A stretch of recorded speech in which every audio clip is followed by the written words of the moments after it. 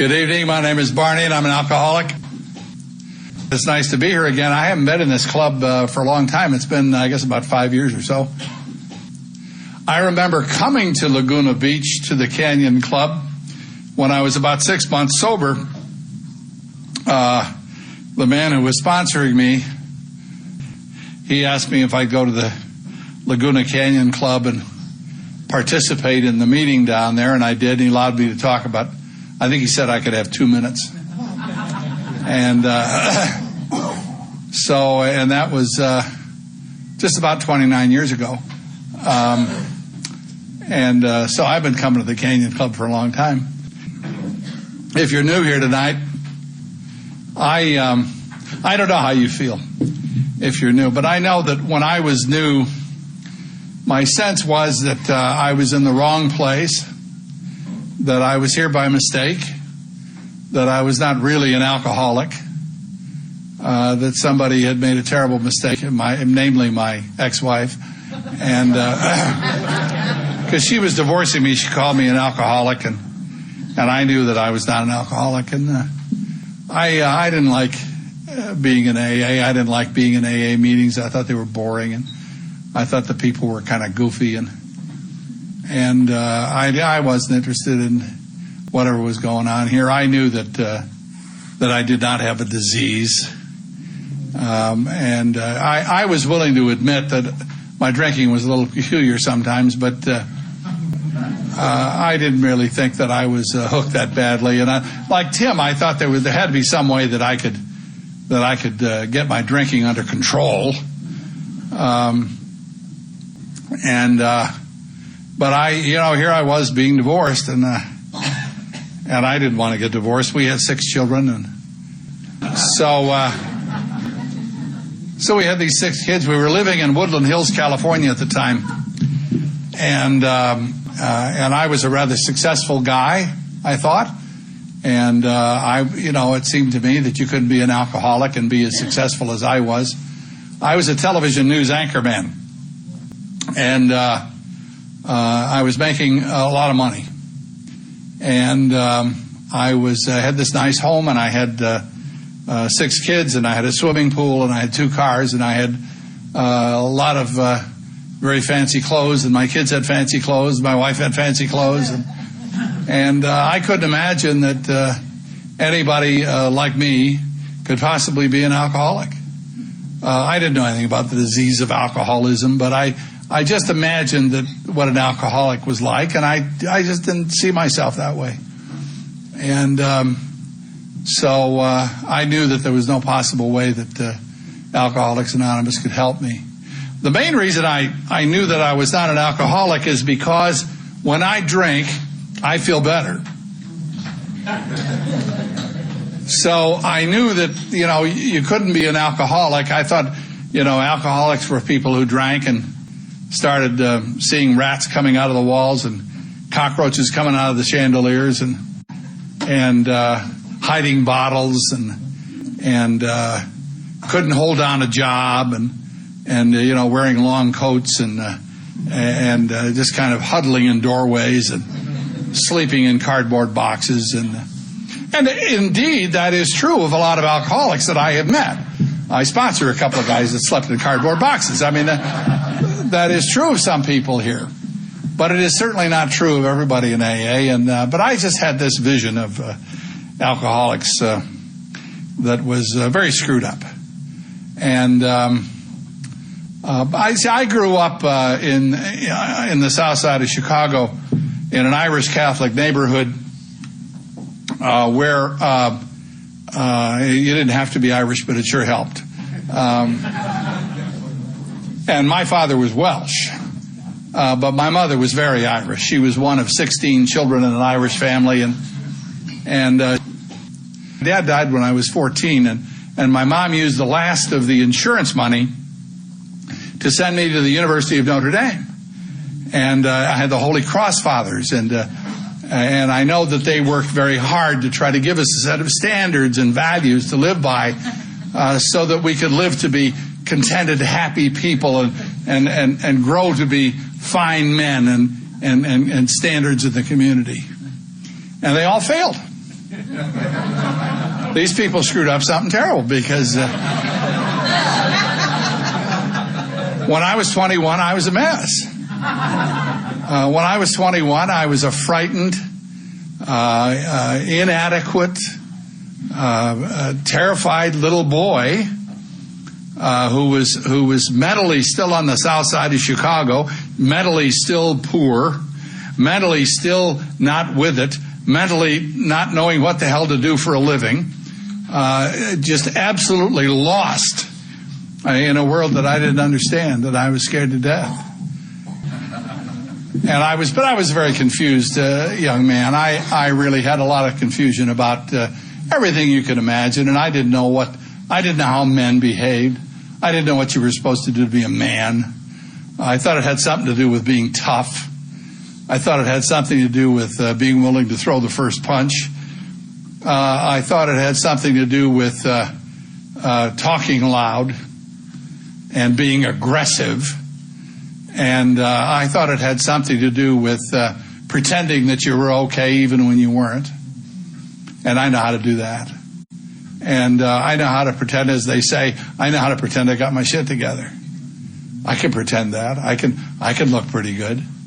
I can act sophisticated and worldly. And I'm just this little Irish kid from the south side of Chicago who doesn't know what the hell to do with himself. I didn't do any drinking in my younger years to speak of. I had a little bit of drinking. I didn't like beer, and the taste of whiskey. My mother was an alcoholic. She wasn't drunk all the time. She was just drunk part of the time. And we didn't know what an alcoholic was. We certainly didn't know anything about Alcoholics Anonymous. We didn't know any of that stuff.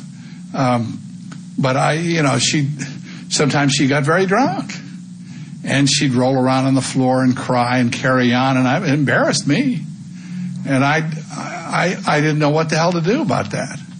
But it never dawned on me, never occurred to me that I would ever do anything like that. I mean, people don't behave that way. And through a series of really odd coincidences, I ended up in the radio broadcasting business. I had learned a little bit about it at Notre Dame, and then I got a little job at a little radio station in Monroe, Michigan when I came out of school, and I did that, and then I went to Toledo, and I became a news director in Toledo, and then I was a news director of a radio station in Detroit, and I had, for some reason or other, I was 23 years old, and I had guys working for me who were 45 and 50, and I was still scared to death, and I thought somebody was going to catch on pretty soon. But I'm still bullshitting my way through, and I'm looking good. I know how to look good. I know how to look like I got it together. And I'm scared, and I feel inadequate, and I feel like I don't know what to do, and I got married when I was 21, I guess, and started having these kids, and I don't know much about that either. I don't know much about being a husband. I don't know much about being a father. I don't know much about anything. I'm so dumb, just so dumb. And I'm the news director of a major radio station in Detroit by now. And then I went into television, and I started doing TV work, and a lot of changes took place in television right at that period. And somewhere in my early 20s, I made a magic discovery. And I think it's a discovery that sooner or later every alcoholic has to make. And it's such a simple thing. Nobody ever pays much attention to it when it happens. Somebody ought to put a plaque on the wall, but nobody ever does. It's just one night it happens, and it just goes by, and here it is. No matter how I feel, no matter what's going on in my life, if I'm up or down, if I'm happy or sad, if I feel bright or stupid, whatever's going on in my life, when I drink, I feel better. It is such a simple, it's just nobody ever notices. It just happens. Now, it turns out I feel so good when I drink that I want a lot. Because I somehow am convinced in my own mind that if I drink more, it's going to get better and better and better and better. Well, it doesn't, as we all know. But it does get pretty good. And it's a lot of fun. And I feel like $1 million. A few drinks and I'm right on top of the world. A few drinks that I am brighter than you. A few drinks that I'm the most intelligent guy in the room. A few drinks that I'm certainly the most handsome. A few drinks that I'm the slickest guy going. A few drinks, I mean, it just magically turns me into something really marvelous in my own brain. And so I drink a lot. And I get drunk, of course. And here's the thing. When I get drunk, I have a tendency to move around a lot. I travel quite a bit. I go from bar to bar. I go from city to city. I go from country to country. I just move around a lot. I don't remember things. I have a tendency to forget. Forget where my car is. I forget what I'm doing. I forget who I'm with. I forget. I just can't remember. I go through these periods of time that I kind of lose time. I lose a day. I lose 2 days. Just as an example, I can remember I woke up in the airport in Kingston, Jamaica. Turns out it was a Saturday afternoon. And the last thing I can remember was having a couple of drinks in a bar in Detroit Friday night.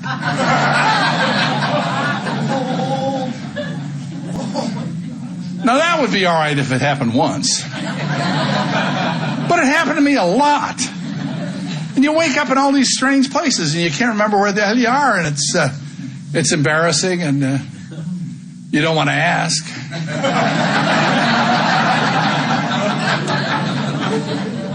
And you finally figure it out, and you manage to get home, and of course the first question is, where have you been? They've been calling from work. If you anchor the news and you don't show up, they notice. They just expect you to be there every goddamn day. You're under pressure that way, and it's just, God, it's awful. And I don't know how to explain my behavior. I don't know how to, I don't know what to say. Because I ain't going on these trips alone. Most of the time I have company. And my only hope, of course, most of the time is that she's got her own credit card. But I spend huge amounts of money trying to impress people I don't even know. And it turns out most of the time I spend about 10% more than I make. And it doesn't make any difference how much I make, because I'll tell you what, by the time I was 27 or 28 years old, I was making a lot of money. And I was having a good time. And ABC was flying this other guy and I into New York. And we were being wined and dined in the Leonard Goldenson suite at the New York Hilton Hotel. And we were being taken up to the top of the Black Tower there on the Avenue of the Americas. And they put us in this big auditorium. I'm 27 years old, 28 years old, and we're lecturing the suits. We used to call them the suits. These are the guys who are sales guys and advertising guys from all over the country would come in, and they'd sit in this auditorium, and we would lecture these guys on how we got such great ratings in Detroit. And we had no idea.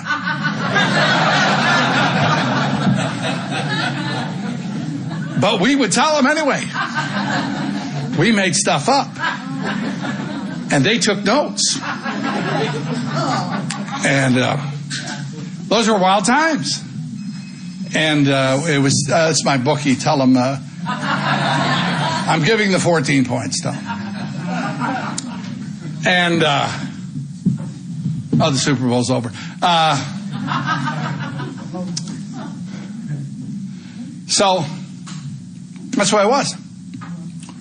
And so we're working hard. The ratings are great. We're making a ton of money. And I'm drunk all the time. Just drunk. Night after night after night after night. And just roaring around, having a hell of a time. And I can only tell you that by the time I was 30, I began to get very tired. And it became harder and harder to function. It became harder and harder to go down and sit in that studio and have them turn those goddamn lights on you. And you just want to melt. And it got harder and harder to read the copy. It got harder and harder to convince people that I was okay. Because by this time I'm getting a reputation for being a real bad drunk. But the ratings are good. So they're not going to fire me. They just lectured me a lot. And when I'm 35, my wife divorces me because she thinks I'm an alcoholic. And I know that I'm not an alcoholic. I'm too successful to be an alcoholic. I got underwear with my initials on it. How can I be an alcoholic?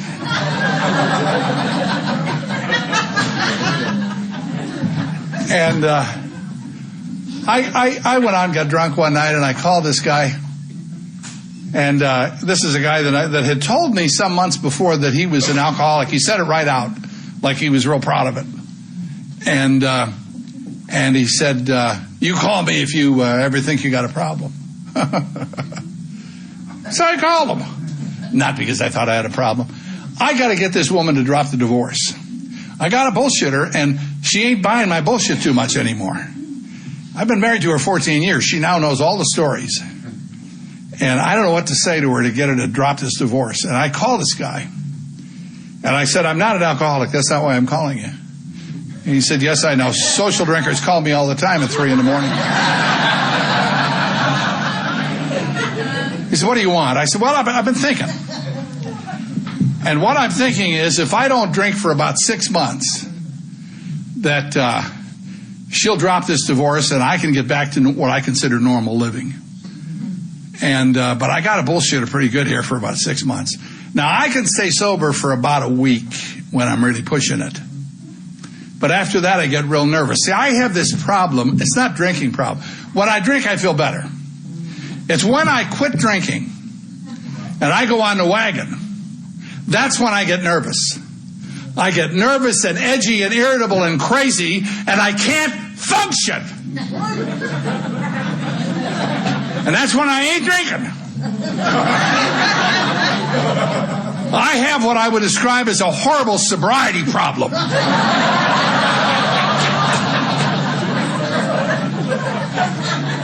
I don't know what the hell you're supposed to do with that. And the guy said, well, he said, I'll tell you what. He said, we just do this thing a day at a time. I said, no, I need about 6 months. One day, she ain't going to buy that shit.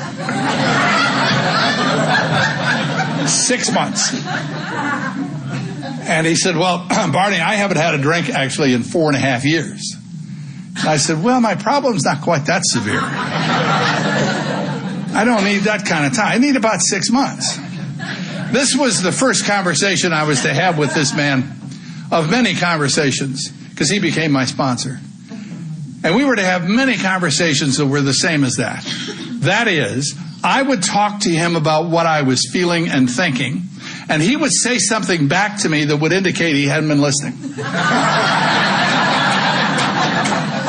And he did it all the time. He starts taking me to these stupid meetings, which were just god-awful. We'd go to these meetings, and it was the same crap. Every night. Somebody get up there and lead the meeting, be real happy and joyful and free, and then they would call on people to read, and they'd read the same crap out of that book every night, like they couldn't remember it.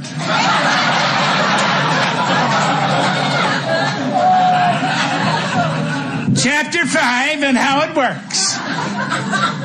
And then they would call on people to read who weren't very good at it.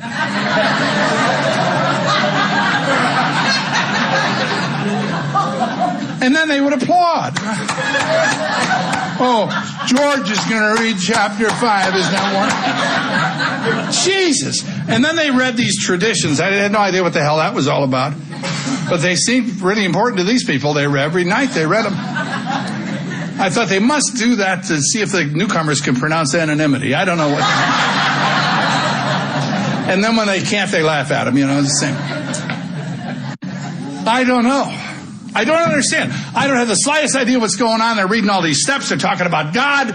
I don't know. And then you get people getting up the podium and they talk about all their marriages and their divorces and their jails and their hospitals and their institutions. Jesus! It just goes on and on and on, this litany of horrible things that happen to these people. And people are saying, have you identified yet? And I'd say, no. And I don't expect to. I'm not like these people. There was an anchorman in the bunch. Nobody like me. And we go to these meetings, and they go to the meetings. And then I said to this man who was my sponsor, one night I thought I could help these people a little bit, and I went up to this woman who seemed to be in charge of this meeting, and I said, I notice you folks read out of your blue book there every night. And I notice a lot of the people that are reading are not very good at it. On the other hand, I am. So I could read this stuff and be something new for these folks, 'cause they must get awful bored with this crap. And she said, how long have you been sober? I said, about 2 weeks.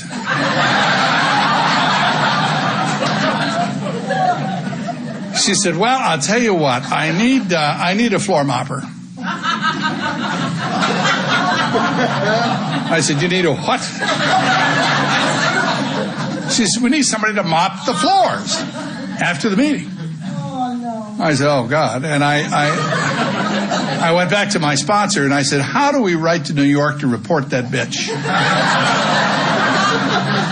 She's trying to kill newcomers.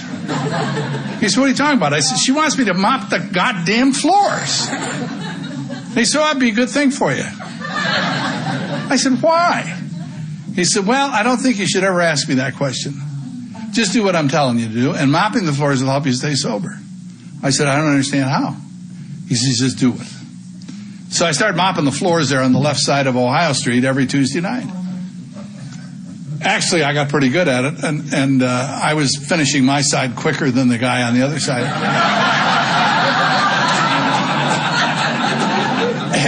And my side was cleaner. So every Tuesday night I'd finish, and I'd go, I got you again, you son of a bitch. I never told him there was a race, but you got to keep it edge, That's the way I used to amuse myself. I'd sit in the back of meetings and mock speakers and make fun of everybody. And I thought the birthday cakes were really ridiculous.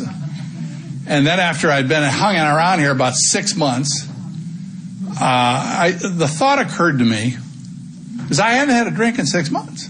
And I thought, I wonder if I could get one of them cakes. If I could get a year, I could get a cake. And I could make a speech. And I could tell these people what a bullshit thing this is. And that I don't like their book. It's badly written. It's a bunch of crap. I don't work their steps. I don't believe in God. So I can tell them why I don't believe in God. I could lay that one on them. But I could tell them I stayed sober anyway. And they could stick that. So I sat in the back plotting my speech. Night after night after night, I sat there and I thought about that speech. And I kept adding things and subtracting things. And I thought, I'm really going to tell these people. And then I had this spiritual experience. I was sitting in a meeting one night and this tall redhead walked by. And she had this gorgeous long red hair. And she had these long legs. She had the greatest legs in North America. And I knew she could help me. So I started chasing her around the meetings, and I went to a lot of meetings just to see those legs. I hated meetings, and I kept trying to get her to go out with me, and she wouldn't go out with me. She had 3 years sobriety, and she said, I don't date newcomers. And I said, well, I'm new now, but I'll be old later. How about coffee? Try a little something here. And one night she said, how many children do you have? I said, well, I have 6, but they're very small. You'd hardly notice them.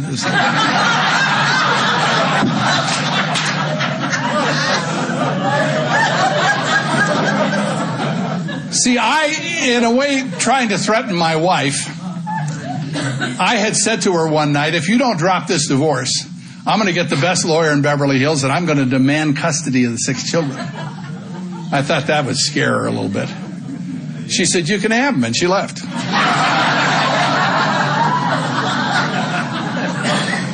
So I'm living in this apartment in Santa Monica with my 6 kids, the oldest of whom was 12, and the little one was about a year. And I'm trying to go to meetings, and I'm trying to work, and I'm trying to function, and I'm half crazy. And I hired a lady to take care of the kids, and I didn't speak very good Spanish, and her English wasn't very good, so I couldn't explain to her that I couldn't pay her.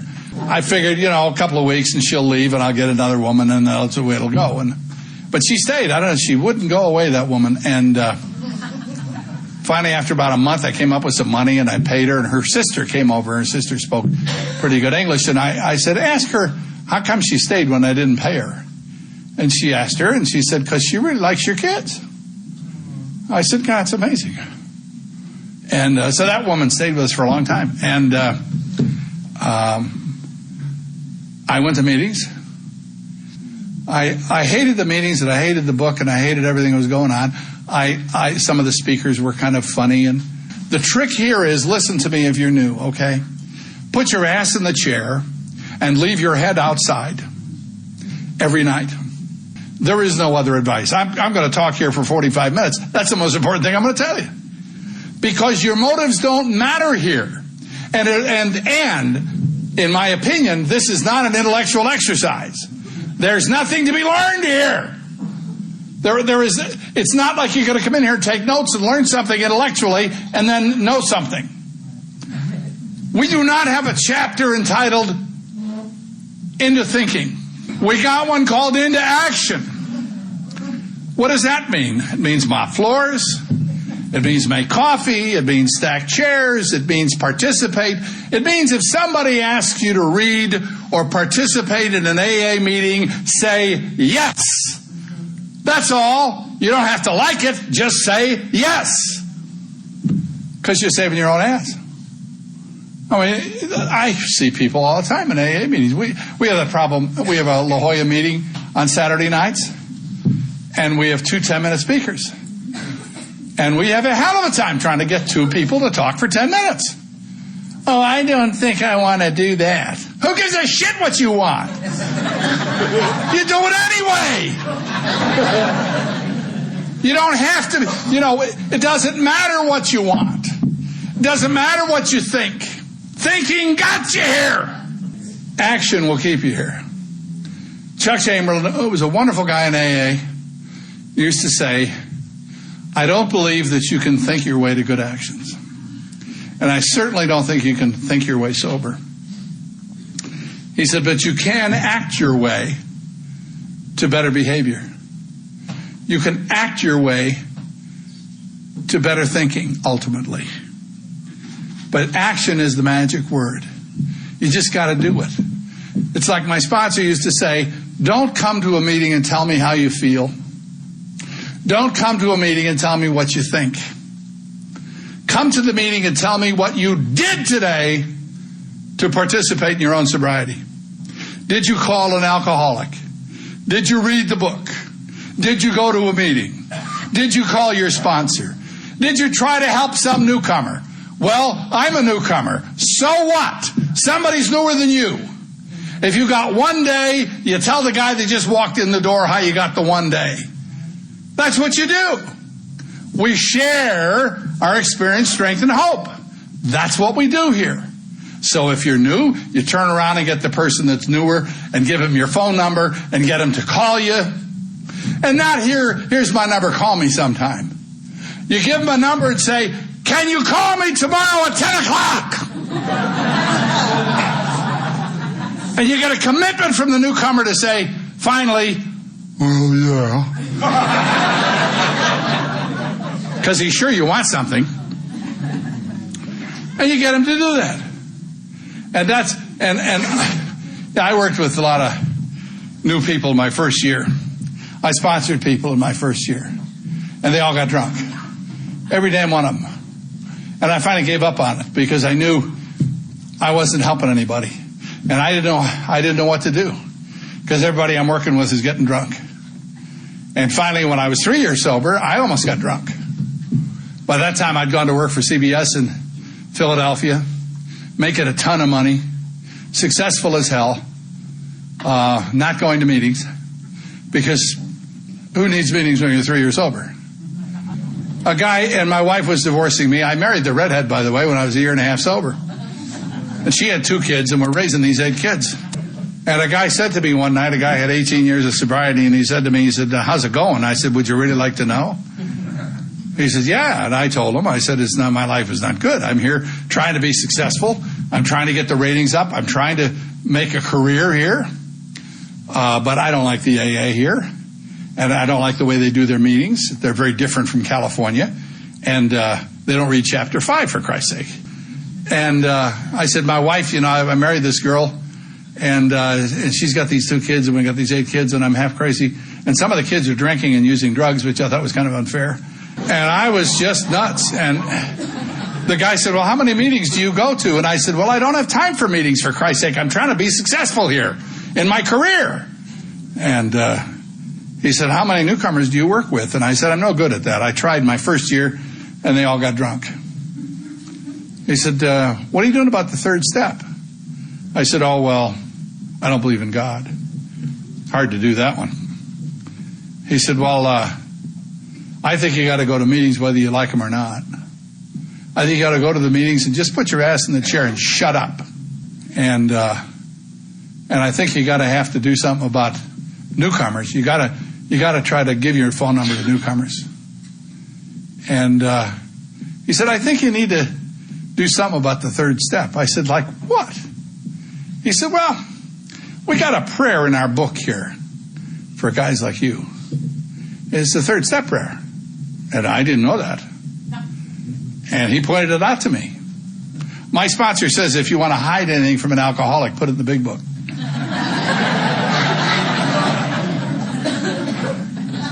And there it was. There was that prayer.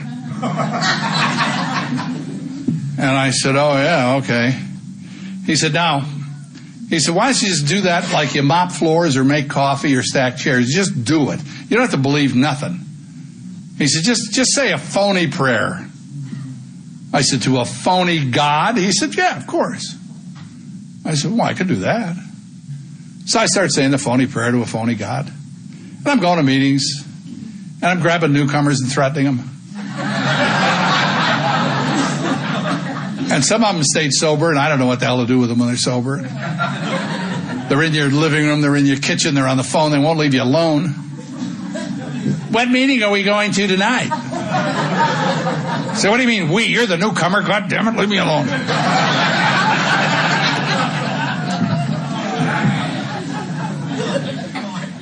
And they, then they embarrass you, they come to the meeting, and you're trying to look like a good sponsor, and they come up and say things like, how do you work step 3? Sort of embarrassing when you got to say, I don't know, I never tried that one.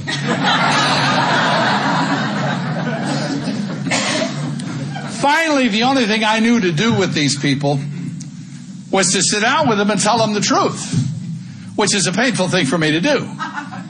Because I'm trying to look good, and I'm trying to be smooth, and I'm trying to be slick, and I can't do that. So I sit down and I say, look, let me explain something to you. I don't like Alcoholics Anonymous, okay? I don't like these damn meetings. I think the book is badly written. The steps are bullshit. I don't believe in God. And to be honest with you, I don't even like you. I believe this. I think sponsorship is so simple that it almost escaped me. It turns out that the principal job of a sponsor in Alcoholics Anonymous is just to keep the baby amused. Yeah.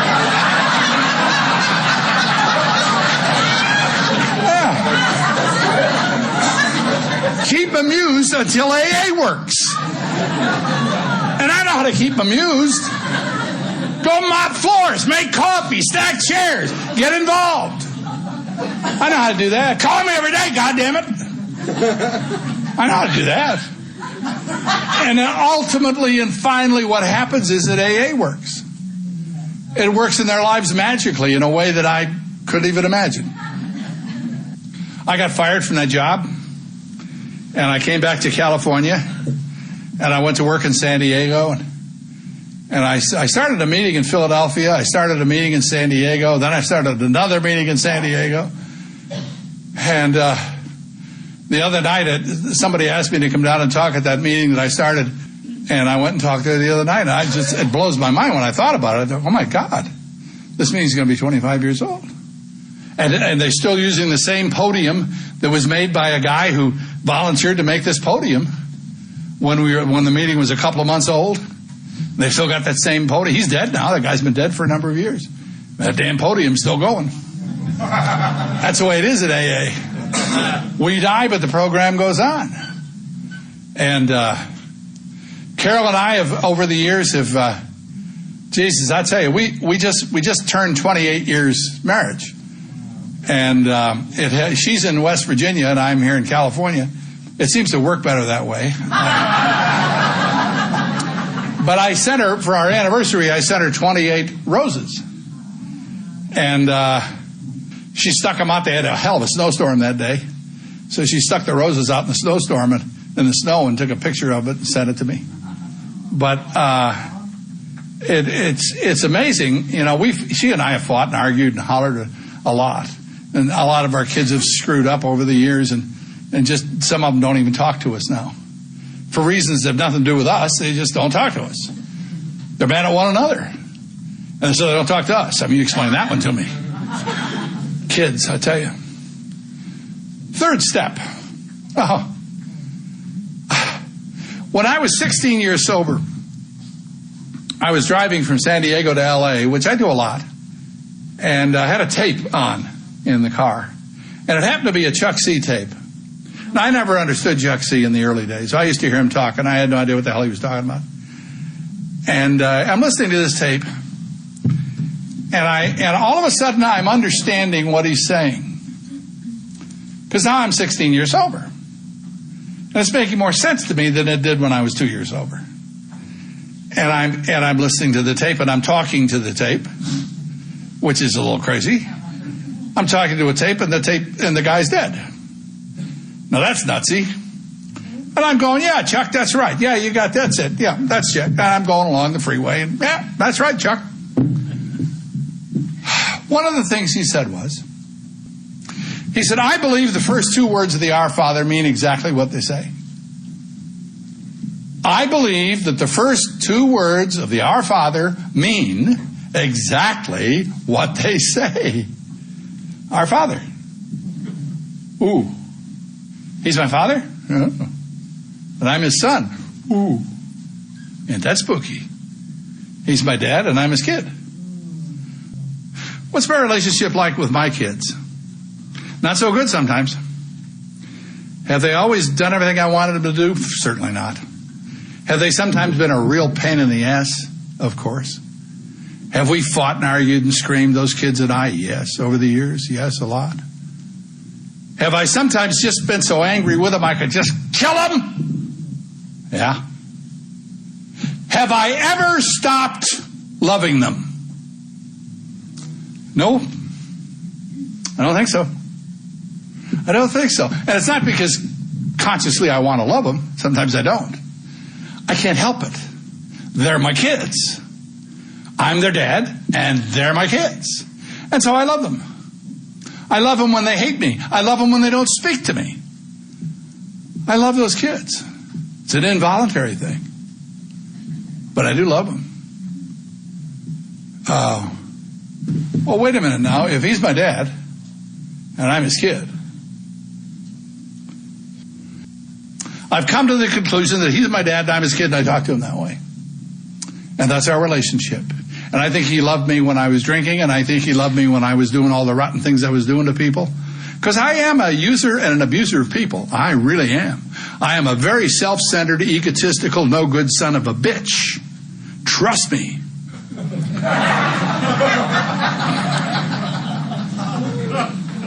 Has he ever stopped loving me through any of that process? I don't think so. Like he loved me then, I think he loves me now. And that's the relationship that we have, and that's the way I talk to him.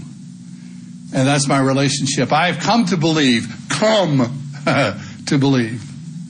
that a power greater than myself, can restore me to sanity. I don't think he's done it yet, but I think he can. And so I just keep coming to these dumb meetings and talking to drunks. Because I think AA is essentially just one drunk talking to another drunk. I think, AA is not the book. AA is not the steps. AA is not the meetings. AA is not praying. AA is not intellectual. AA, at its essence, is one drunk talking to another drunk so that the second drunk gets it and finally goes, oh yeah, I've done that. One drunk talking to another drunk. And so that's what we're doing, since 1935, when two guys started this thing with one drunk talking to another drunk. That's what we've been doing here. That's what we're doing now. That's what we're doing at this very moment. And if you're new, I wish you well. I hope that you will come back tomorrow night to some meeting. I hope you will put your ass in the chair. You don't need your head in here. You don't need to think about it. Just put your fanny in the chair. And ultimately, through a series of actions that probably you don't even want to take, that you don't understand, that don't make any sense to you. You take a whole series of actions, and ultimately, your emotions quiet down. When you come in here, your emotions are kind of like that. You're high and you're low, and you're high and you're low. And after you take certain actions over a period of time, your emotions kind of get more like that. And after your emotions quiet down for a while, you begin to understand a little bit about why you've been doing it all this time. There's a man sitting here in the front row who's been doing this for 54 years. I think AA works. If I don't drink between now and May 25th, I'm going to be sober 30 years. And I don't take any credit for that. I honestly do not. My sense is that being with you, being willing to drive from San Diego to Laguna Beach on a Saturday night and come here and talk to the lepers,